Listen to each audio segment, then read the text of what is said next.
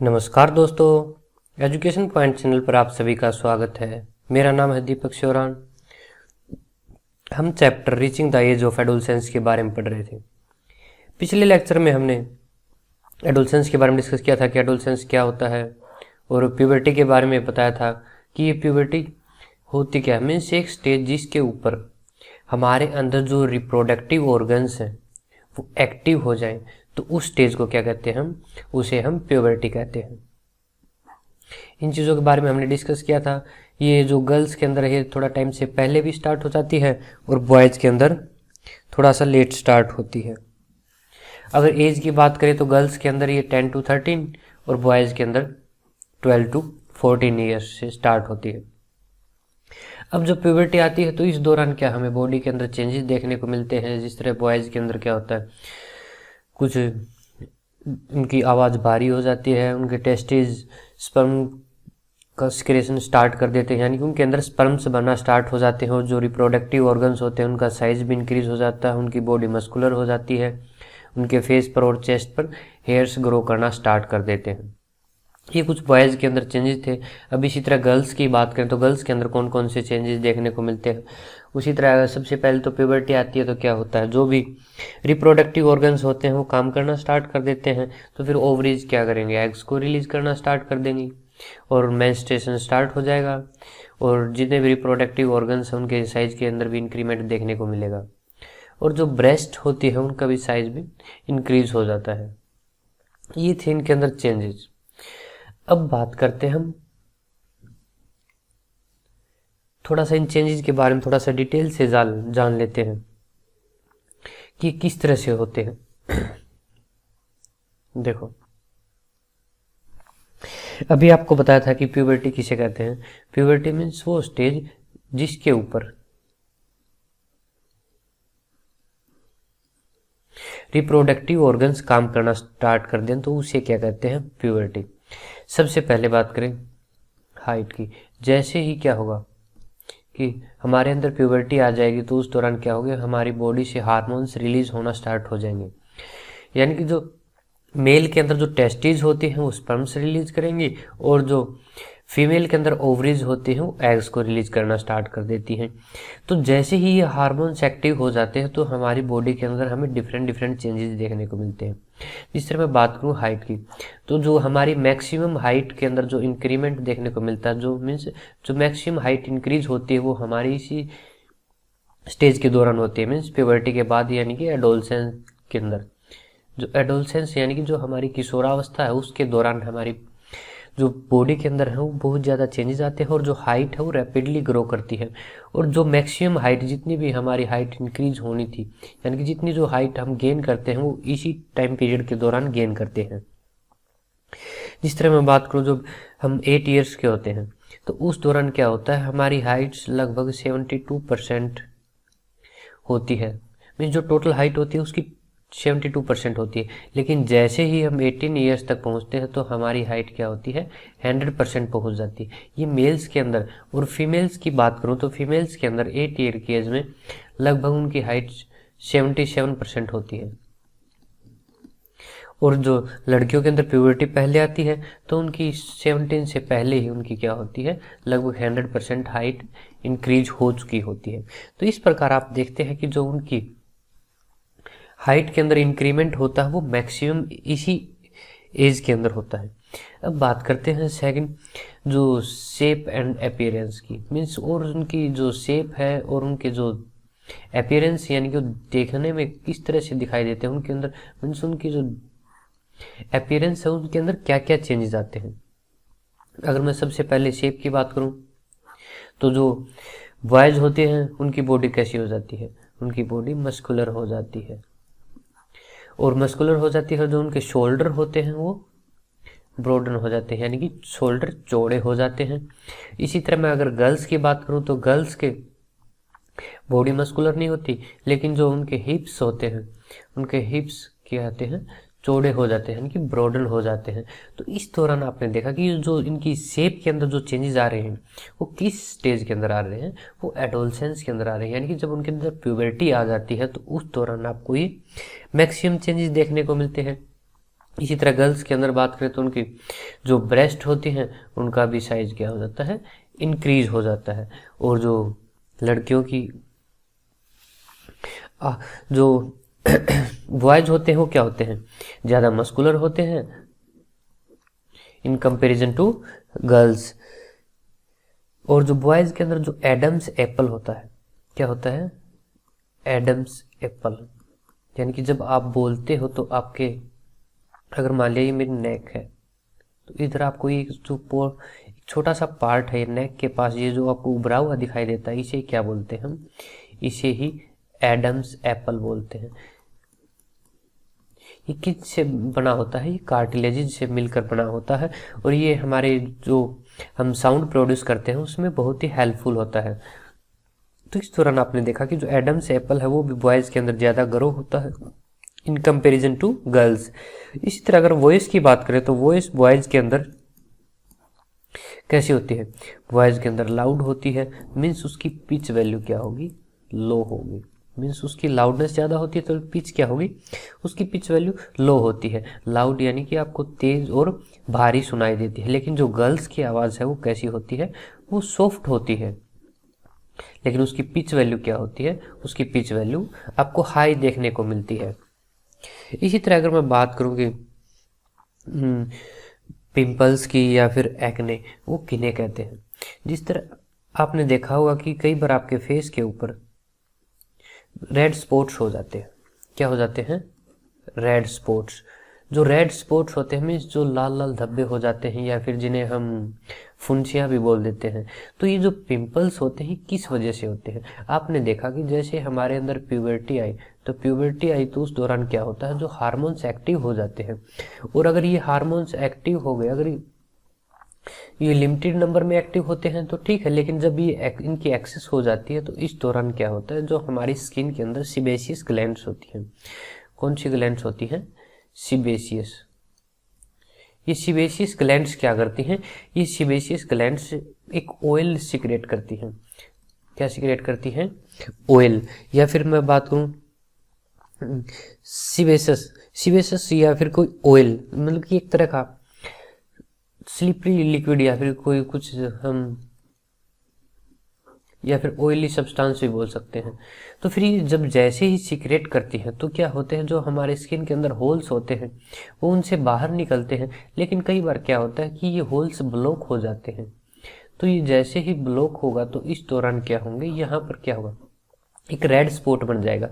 अगर ये red spot बनता है इसे ही हम क्या कहते हैं, इसे ही हम पिंपल कहते हैं। इन रेड स्पॉट्स को क्या कहते हैं, पिंपल कहते हैं। जब आपने देखा हो कि आपकी स्किन के ऊपर बहुत ज़्यादा मात्रा में रेड स्पॉट्स हो जाते हैं तो इन्हें बोल देते हैं हम एक्ने। क्या बोल देते हैं, एक्ने। अभी आपने देखा कि ये रेड स्पॉट्स बन गए तो इस दौरान बाहर से क्या है, लेकिन अंदर से सीबेशियस ग्लैंड्स हैं वो क्या कर रही हैं, ये जो ऑयल है उसको सीक्रेट कर रही है, मीन्स उसको बाहर भेज रही हैं। लेकिन जो जैसे ही इनका जो होल्स हैं वो क्या स्किन के ब्लॉक हो रखे हैं। तो अगर ये स्किन के होल ब्लॉक्स हो गए तो इस दौरान क्या होता है कि यहाँ पर डिपॉजिट होना स्टार्ट हो जाते हैं, यानी कि इकट्ठा होना स्टार्ट करते हैं। तो अगर ये बाहर नहीं निकल पाते तो फिर यहाँ पर क्या प्रोड्यूस हो, यहाँ पे बैक्टीरिया भी जमा हो जाते हैं। और वो बैक्टीरिया यहाँ पर जमा होकर आपने देखा होगा कि जो डार्क या फिर जो पिंपल्स होते हैं उनके ऊपर आपको वाइट टाइप का एक वेस्ट दिखाई देता है जिसे हम मवाद भी बोलते हैं। तो फिर वो किस वजह से, ये बैक्टीरिया क्या करते हैं, यहाँ पर अपना काम शुरू कर देते हैं। और जैसे ही यहाँ पर शुरू करते हैं, मीन्स बैक्टीरिया जो काम शुरू करते हैं, तो इससे क्या हो जाता है, हमारी स्किन के अंदर इन्फेक्शन हो जाता है। और ये जो इन्फेक्शन होता है इसे ही हम क्या कह देते हैं, इसे एक्ने कहते हैं। अगर सिर्फ रेड स्पॉट हो, एक सिंगल रेड स्पॉट, उसे कह देते हैं हम पिंपल। अगर इनकी क्वांटिटी ज़्यादा हो जाए तो इन्हें कहते हैं हम एक्ने। अब बात करते हैं हम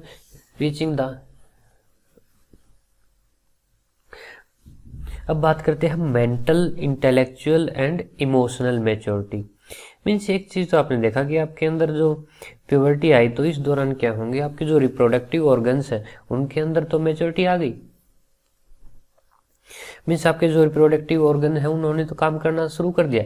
लेकिन जो आपके अंदर जो मेंटल यानी कि जो मानसिक, इंटेलेक्चुअल यानी कि बौद्धिक और इमोशनल मैच्योरिटी यानी कि जो भी भावनात्मक मैच्योरिटी है वो आपके अंदर कब आती है? जब आपने देखा कि आपके अंदर एडोलसेंस आती है तो आपके अंदर क्या होती है, मैच्योरिटी आना स्टार्ट हो जाती है। मीन्स ये कौन सी स्टेज है? ये बिगिनिंग स्टेज है। जब एडोलसेंस जैसे ही कंप्लीट होते हैं, जब एडोलसेंस के बाद क्या आती है, आपके अंदर एडल्टहुड आती है। मीन्स आप जो कम्प्लीटली क्या हो चुके हैं, मैच्योर। तो इस स्टेज के दौरान आप कम्प्लीटली मैच्योर हो चुके हैं। लेकिन एडोलसेंस से जैसे ही मीन्स जो चाइल्डहुड से हम एडल्टहुड की तरफ जाते हैं तो इस दौरान हमारे अंदर जो चेंजेस आते हैं वो स्टेज कौन सी होती है, वो एडोलसेंस बोलते हैं।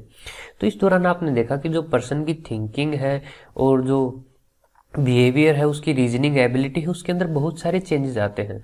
अब आपने देखा कि सबसे पहले उसके जो थिंकिंग है उसके अंदर चेंज आता है कि वो क्या करता है, जो अपनी जो डिसीजंस है वो क्या होता है, डिसीजंस वो खुद लेने की कोशिश करता है। मीन्स जो अपने डिसीजन है वो स्वयं लेना स्टार्ट कर देता है। जैसे डिसीजन उसके अंदर लेने स्टार्ट करता है तो किस वजह से आता है, क्योंकि उसके अंदर थिंकिंग कैपेबिलिटी इंक्रीज हो जाती है।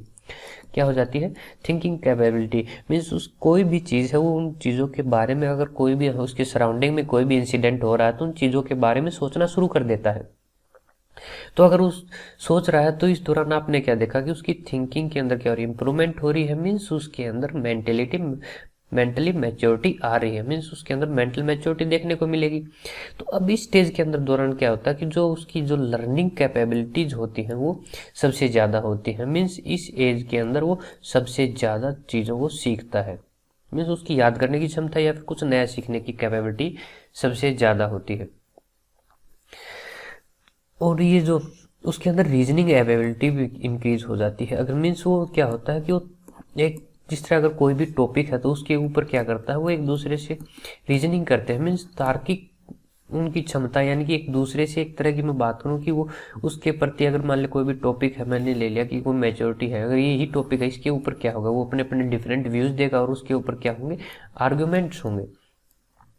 तो जो इस तरह से आर्ग्यूमेंट्स होंगे तो उसके अंदर क्या देखने को मिल रही है, उसकी रीजनिंग देखने को मिलती है। मीन्स उसकी तार्किक क्षमता की, वो किस तरह से सोचता है और किस तरह से उन चीज़ों को समझता है। तो इस दौरान क्या होगा कि उसके अंदर क्या है, इंटेलेक्चुअल मैच्योरिटी देखने को मिलती है। इंटेलेक्चुअल मैच्योरिटी यानी कि उसका जो बौद्धिक विकास है वो भी आपको, या फिर बौद्धिक क्षमता है उसकी भी मैच्योरिटी आपको देखने को मिलती है। अब बात करते हैं इमोशनल मैच्योरिटी की।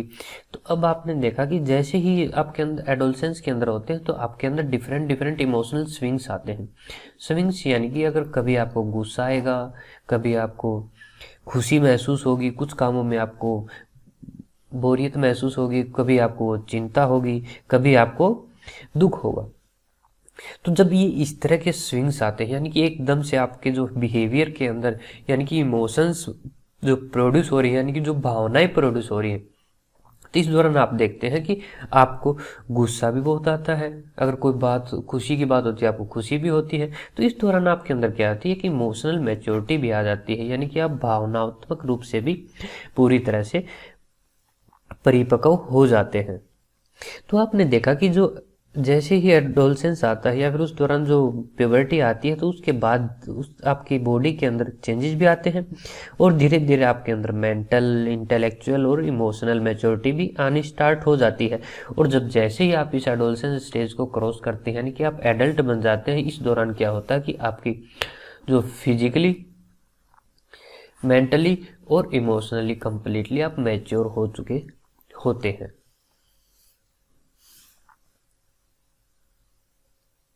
देखो, अब बात करते हैं हम सेक्सुअल कैरेक्टरिस्टिक्स।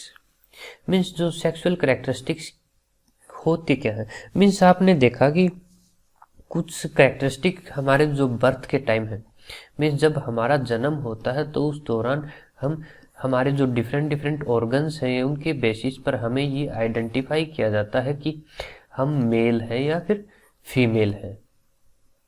ठीक है। तो जब बर्थ होता है तो जो ऑर्गन्स है, मीन्स जो हमारे रिप्रोडक्टिव ऑर्गन्स हैं उनके बेसिस पर ही तो हमको आइडेंटिफाई किया जाता है कि ये मेल है या फिर फीमेल है। अगर हमारे रिप्रोडक्टिव ऑर्गन्स को अगर कोई न देखे तो ऐसे किसी भी बच्चे के बारे में कोई नहीं बता सकता कि मेल है या फिर फीमेल है। इस प्रकार जो सेक्सुअल कैरेक्टरिस्टिक्स हैं हम उनको 2 टाइप्स में डिवाइड करते हैं। एक होती है प्राइमरी और सेकेंड होती है सेकेंडरी।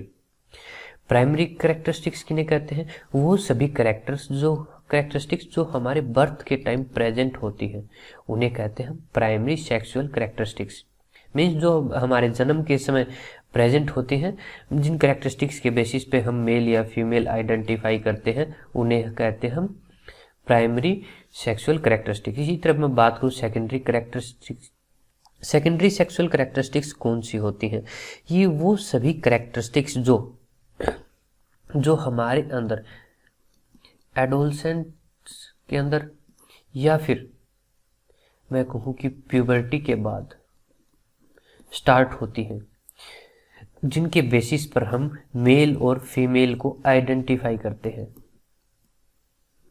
वो सभी कैरेक्टरिस्टिक्स कौन सी होती हैं? वो सभी होती हैं सेकेंडरी सेक्सुअल कैरेक्टरिस्टिक्स। अब इनके बारे में थोड़ा सा डिटेल से जान लेते हैं।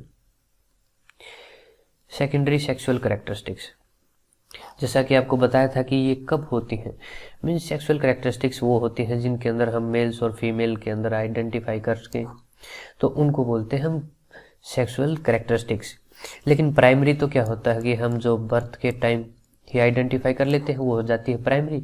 लेकिन क्या होता है कि अगर हमें कोई सामने से पर्सन आ रहा है, उसके अंदर ये देखना है कि ये मेल है या फिर फीमेल है, तो उसको आइडेंटिफाई करने के लिए हम क्या करते हैं? सेकेंडरी सेक्सुअल कैरेक्टरिस्टिक्स का सहारा लेते हैं।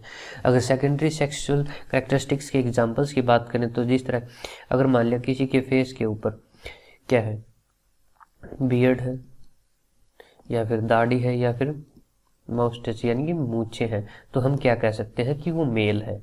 अगर किसी के फेस के ऊपर दाढ़ी नहीं है तो हम क्या कह सकते हैं कि वो फीमेल है।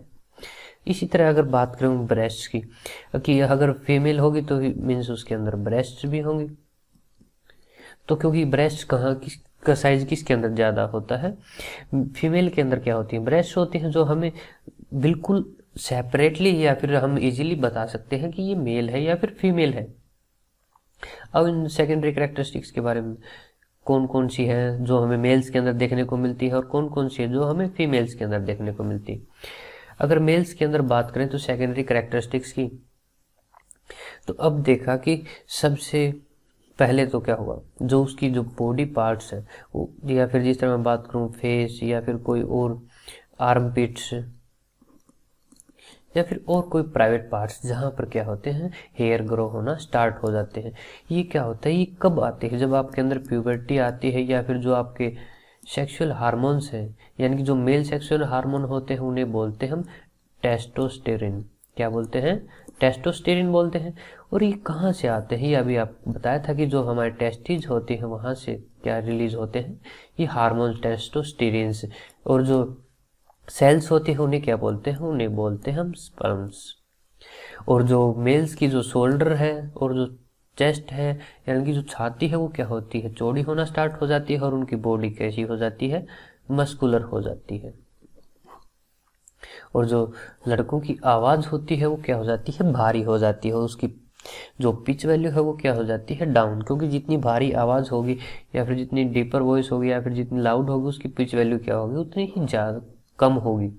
और जो एडम्स एप्पल है जो आप इधर देख पा रहे हैं, ये जो नेक के पास ये है इसे ही बोलते हैं हम एडम्स एप्पल।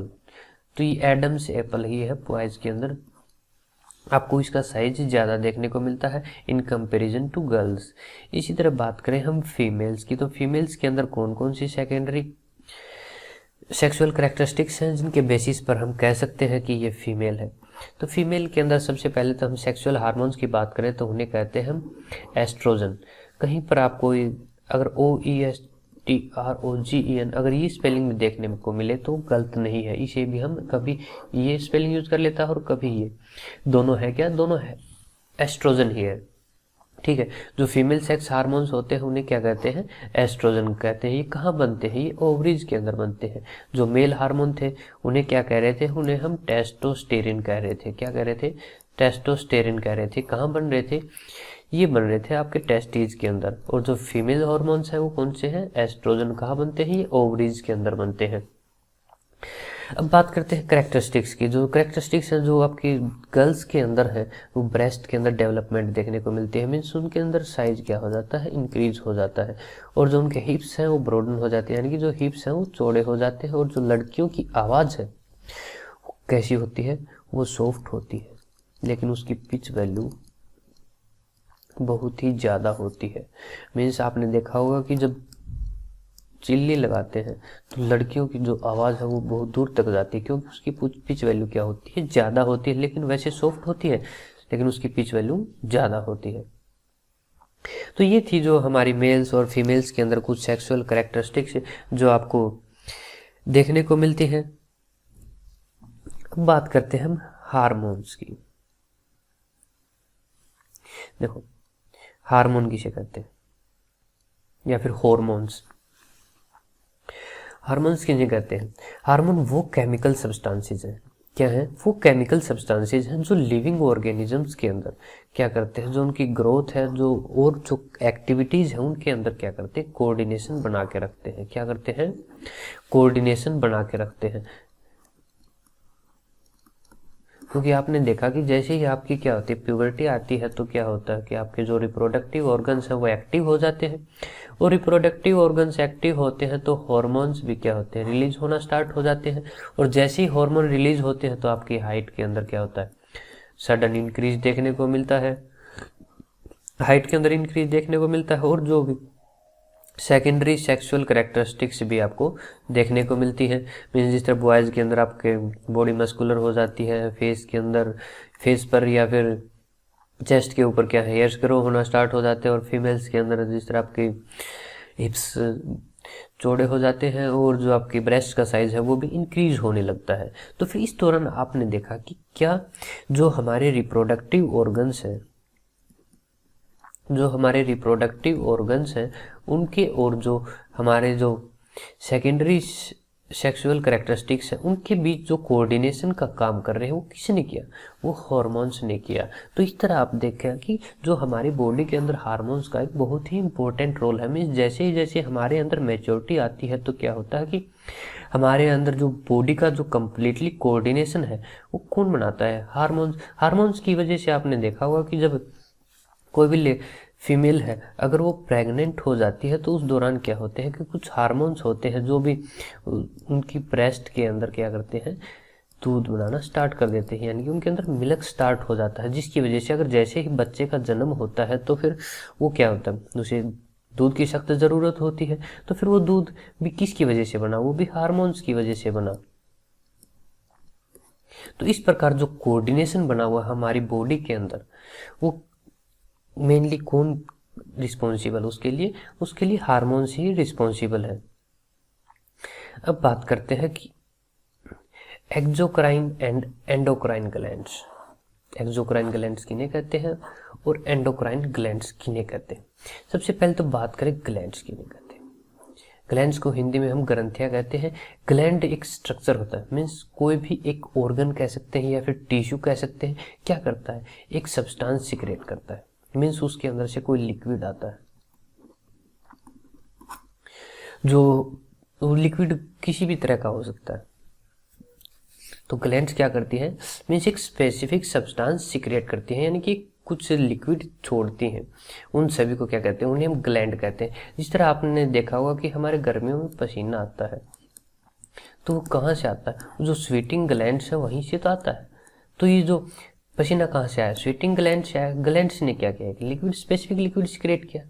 तो इस तरह आप देखते हैं कि जो ग्लैंड्स हैं वो क्या होते हैं, वो कुछ लिक्विड सिक्रेट करती है। जिस तरह मैं बात करूँ सलाइवा की, आप जैसे ही आपने कई बार देखा होगा कि आपकी अगर कोई मनपसंद चीज़ आपको दिखाई देती है तो आपके मुंह के अंदर लार आ जाती है। तो जो लार होती है उसे क्या कहते हैं, उसे हम सलाइवा कहते हैं। कहाँ से आती है, सलाइवरी ग्लैंड्स से आती है। तो इस प्रकार ग्लैंड्स क्या करती हैं, कुछ लिक्विड सिक्रेट करती हैं। जो स्पेसिफिक लिक्विड सिक्रेट करती हैं उन ही ऑर्गन्स को या फिर टिश्यूज को क्या कहते हैं, उन्हें हम ग्लैंड्स कहते हैं। ग्लैंड्स हमारी बॉडी में 2 टाइप्स की होती है। कौन कौन सी, एक होती है एक्सोक्राइन ग्लैंड्स, एक होती है एंडोक्राइन ग्लैंड्स।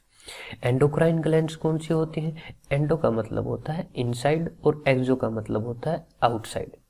एंडोक्राइन ग्लैंड्स वो ग्लैंड्स होती हैं जो डायरेक्टली ब्लड के अंदर, कहाँ पर, जो डायरेक्टली, अगर ये मान लिया हमारे क्या है आर्टरीज या फिर वेन्स हैं तो इनके अंदर क्या है, डायरेक्टली ब्लड के अंदर क्या करते हैं, ये सिक्रेट करती हैं। मीन्स जो इनका स्पेसिफिक सब्सटेंस है वो डायरेक्ट ब्लड के अंदर सिक्रेट करती हैं, उन सभी ग्लैंड्स को हम एंडोक्राइन ग्लैंड्स कहते हैं। क्या कहते हैं? एंडोक्राइन ग्लैंड्स, यानी एंडो यानी कि इनसाइड, जो इनसाइड डायरेक्टली इनसाइड ब्लड करते हैं उन्हें कहते हैं हम एंडोक्राइन ग्लैंड्स। अब कुछ ग्लैंड्स ऐसी होती है वो डायरेक्टली ब्लड के अंदर सिक्रेट नहीं करती।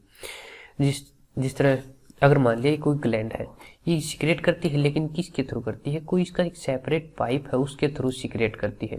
तो इस तरह की मीन्स इसने डायरेक्टली ब्लड के अंदर नहीं किया, तो इट मीन्स इसने ब्लड से कहीं बाहर सिक्रेट किया है, तो फिर मीन्स इसीलिए इसे हम क्या बोलते हैं? एक्सोक्राइन ग्लैंड्स बोलते हैं। अगर मैं एग्जाम्पल्स की बात करूँ तो एंडोक्राइन ग्लैंड्स की तो हो जाएंगी पिट्यूटरी ग्लैंड्स, थायराइड ग्लैंड्स या फिर एड्रिनल ग्लैंड्स। आपने देखा होगा जब आपको गुस्सा आता है तो या फिर कई बार डर होता है तो उस दौरान क्या होता है कि जो एड्रिनल हार्मोन होते हैं वो एक्टिव हो जाते हैं, यानी कि आपके ब्लड के अंदर आपका जो चेहरा वो बिल्कुल लाल हो जाता है। तो उस दौरान क्या होता है, एकदम से वो हार्मोन सिक्रेट होना स्टार्ट हो जाते हैं और कई बार आप ऐसा काम कर जाते हैं कि आपकी कैपेबिलिटी से भी वो बाहर होता है। किन की वजह से होता है? वो एड्रेनल हार्मोन्स की वजह से होता है। और ये जो एड्रेनल हार्मोन्स हैं ये कहाँ से आए? ये एड्रेनल ग्लैंड्स ने सिक्रेट किए हमारे ब्लड के अंदर। इसी तरह मैं एक्सोक्राइन ग्लैंड्स के अंदर आपको बताया था कि ये क्या करती है, किसी डक्ट्स या फिर पाइप के थ्रू सिक्रेट करती है, लेकिन ब्लड के अंदर सिक्रेट नहीं करती। उन्हें कहते हैं हम एक्सोक्राइन ग्लैंड। जिस तरह एग्जाम्पल की बात करूँ, सलाइवरी ग्लैंड, स्वीट ग्लैंड या फिर सीबेशियस ग्लैंड। जैसे आपने देखा कि मुंह के अंदर लार आती है, वो आपके मुंह के अंदर आती है, यानी कि आपके माउथ के अंदर आती है, न कि आपके ब्लड के अंदर। तो इसीलिए जो इसने किसके थ्रू किया? एक डक्ट के थ्रू, यानी कि एक पाइप के थ्रू किया। तो जो इस तरह की ग्लैंड्स होती है उन्हें कहते हैं एक्सोक्राइन ग्लैंड। स्वीट ग्लैंड, जिस तरह आपकी बॉडी में पसीना आता है तो वो कहाँ आता है? बॉडी से आउटसाइड आता है, वो ब्लड के अंदर नहीं गया ना। तो इस तरह की जो ग्लैंड्स होती है उन्हें कहते हैं हम एक्सोक्राइन ग्लैंड्स। आज के लिए इतना ही काफ़ी है, मिलते हैं अगली वीडियो में। Thanks for watching the video, like and subscribe the channel.